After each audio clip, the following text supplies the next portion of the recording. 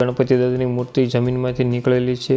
એમાં મૂકી તો ગાડું આપોઆપ ચાલવા માંડ્યું. એ સુરંગમાંથી ધોળકાથી ડાયરેક્ટ ગણપતિપુરા પાંડવો નીકળતા હતા. અને આ ગણપતિ દાદાની મૂર્તિમાં તમે કાનમાં તમારી મનોકામના કહો એટલે ગણપતિ દાદા તેને પૂરી કરી દે છે. તો આપણે પણ ગણપતિ દાદાને આપણી મનોકામના કહી દીધી છે.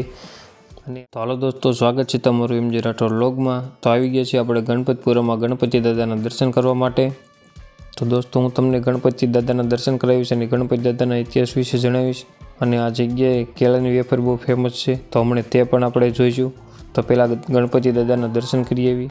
દોસ્તો, આ ગણપતિ દાદાના મંદિરમાં જતાં આ ગેટ પાસે તમારે ફૂલ ગણપતિ દાદાની માળા જે લેવું હોય તે મળી રહી છે. તો દોસ્તો, આ જગ્યાએથી તમારે પ્રસાદ લેવાનો રહેશે. આ જગ્યાએથી ગુંદીના લાડુ તમને 160 રૂપિયા કિલો મળી રહે છે અને સુરમાના લાડુ 320 રૂપિયા કિલો મળી રહે છે અને શ્રીફળ પણ આ જગ્યાએથી મળી રહે છે. તો ચાલો હવે આપણે બધા મળીને દાદાના દર્શન કરીએ અને ગણપતિ દાદાના ઇતિહાસ વિશે થોડીક વાત કરીએ. ગણપતિ દાદાના ઇતિહાસની વાત કરીએ તો વિક્રમ સંવત 933 અષાઢ વદ ચોથને રવિવાર જમીનના ખોદકામ માટે કામ ચાલી રહ્યું હતું ત્યારે ગણપતિ દાદાની મૂર્તિ જમીનમાંથી નીકળેલી છે.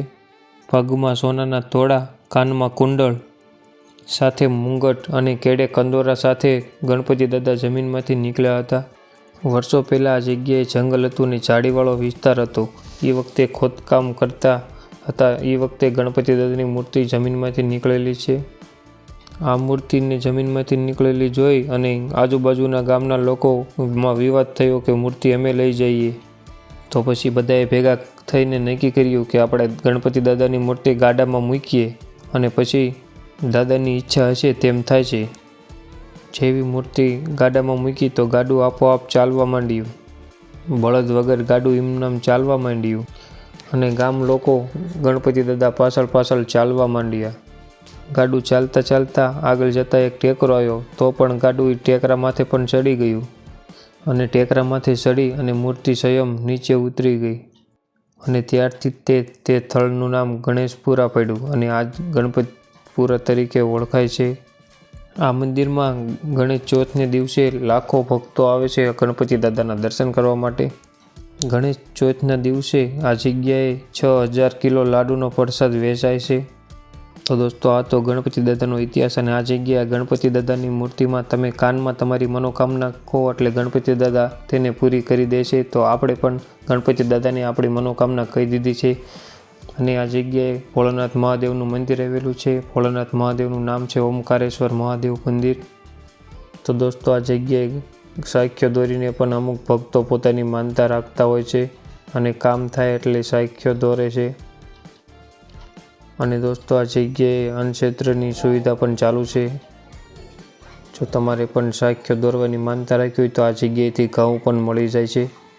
દોસ્તો, ગણપતિ દાદાની દયાથી જેના ઘરે સંતાન પ્રાપ્તિ થાય એ લોકો એ પણ માનતા માને છે કે તેમના ઘરે સંતાન પ્રાપ્તિ થાય એટલે ગણપતિ દાદાની લાડુની પ્રસાદી કરીને તેને જોખે છે આ જગ્યાએ.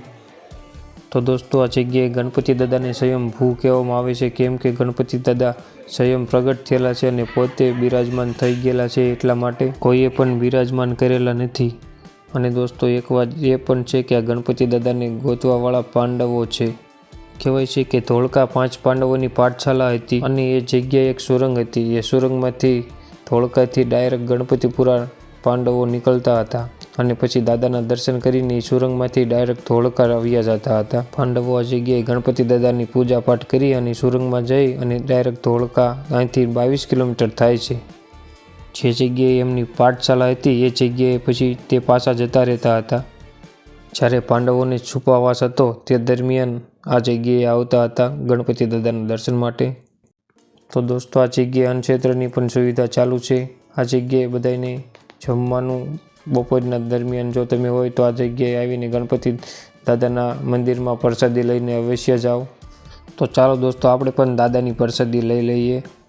તો દોસ્તો, આ જગ્યાએ અખંડ ધૂણો પણ આવેલો છે.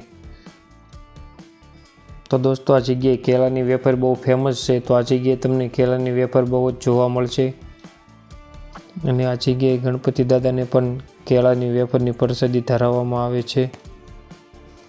જો તમારે પણ દાદા માટે પ્રસાદી લેવી હોય તો આ જગ્યાએથી તમે લઈ શકો છો.